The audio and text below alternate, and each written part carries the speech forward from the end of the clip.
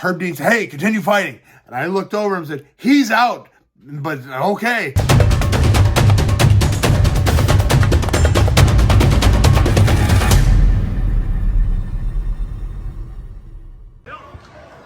Hook under his arms. Hook under his arms. He's got a fist. He's got a fist. Time. I'm not holding the cage. He's not holding the cage.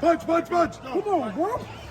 So last week, I made it back into the cage. Not the octagon, unfortunately, but back into the cage. The B2 fighting series put me up, and they gave me a hell of a fight. I had to go up 2 weight classes. I fought Cameron Graham, and nothing but the highest respect to this man. I had so many people turn down a fight with me. Just nobody wanted a part of it. And I found a guy, he said, you know what, Sam? I don't care. I'm in. Let's do it. And so I got to step in the cage with a true warrior. He was what fighters used to be. Fighters aren't like that so much anymore. And I wish they were. I wish there was something in them that just said, I want to fight because that's what I do, but it's not. But I got in that cage and I had a hell of a fight. He had a good fight. I had a hell of a fight. I was just on point. I was working jet. I went close to 15 minutes and I didn't get hit. I think he threw a kick or two. I don't count kicks because kicks don't hurt. But I kicked him and it hurt him. Woo! Now, only downside to this fight was I should have finished him round 1. I didn't. But it wasn't my fault. I had him back mounted. I was going to town. I could have had, now there are a couple times in this fight, I could have had a choke. I could have had a submission.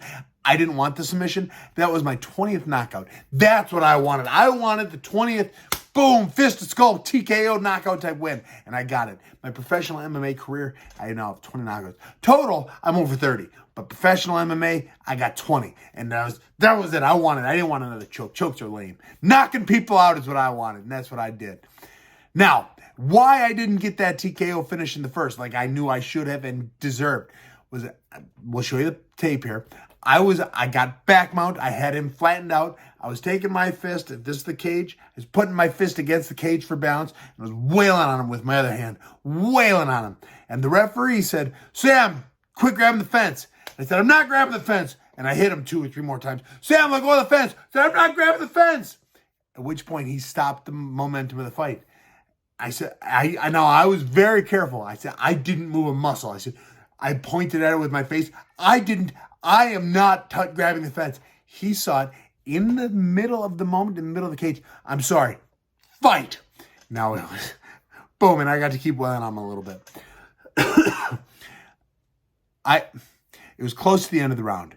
It took 5 or 6 seconds of momentum and possession of time and damage from me to him. And I do feel that had he not stopped that, I would have gotten that finish in the first, which is what I really wanted. But it didn't happen. And everything happens for a reason. The good Lord is always sitting in my corner. He is always watching after me, and he needed me to know. Had I finished him there in the first, I would not have known how big heavyweights are. I've sparred with heavyweights. I fought with heavyweights. I've never really fought a heavyweight. I got tired. I haven't been tired in a fight since my 3rd amateur fight against Rodney Sleepers was his name. I got tired in that fight. I won, but I got tired. By the end of round 3, I was spent.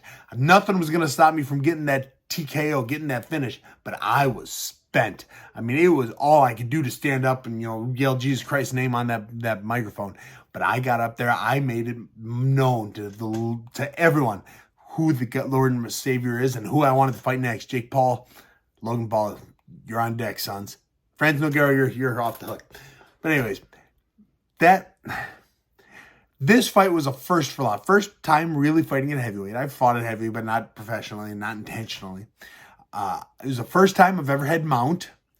It was the first time I've ever had back mount. It was the first time I ever ground and pounded someone like that. Kevin Casey, I ground and pounded, but it was kind of side control, boom, laying into him. I've ground and pounded before, but never from back mount. And I had it 3 separate times. I got 4 separate takedowns in this fight. The fight was a true demonstration of how good I am. It was against a man who was significantly larger than me. I was thrilled with it. I was thrilled with everything. And I'm a man who has experienced almost everything in MMA. I have done almost everything. Now, it's not bragging about, it's kind of bragging about myself. I have such a wealth of experience in this sport. I may not be the greatest fighter that's ever been, although I could beat the greatest fighter that's ever been. It is. Doesn't mean I would every time, but I could.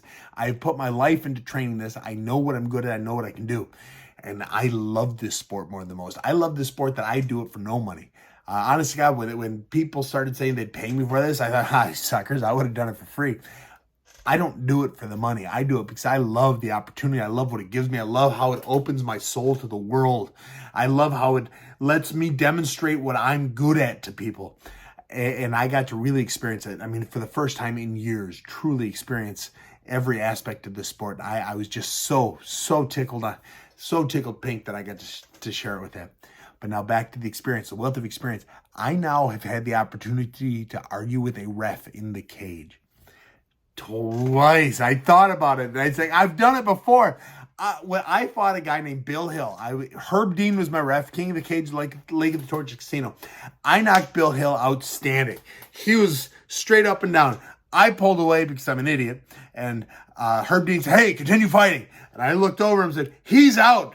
But okay. So I started going back in, and then Herb jumped in. So I guess I argued with Herb then. But this ref last night, and he was a very good ref. He was. I've seen him ref before. He refed great that night. It was a simple mistake. It happens. I'm no hate towards him. I liked him very much. He seemed very personal before the fight. After the fight, he was great. It was just the moment. If he's got an angle that isn't correct or can't see, and his job is to worry about the safety of the fighters, and his job was to see me doing something wrong at that moment, even though I wasn't. We corrected it. No harm, no foul.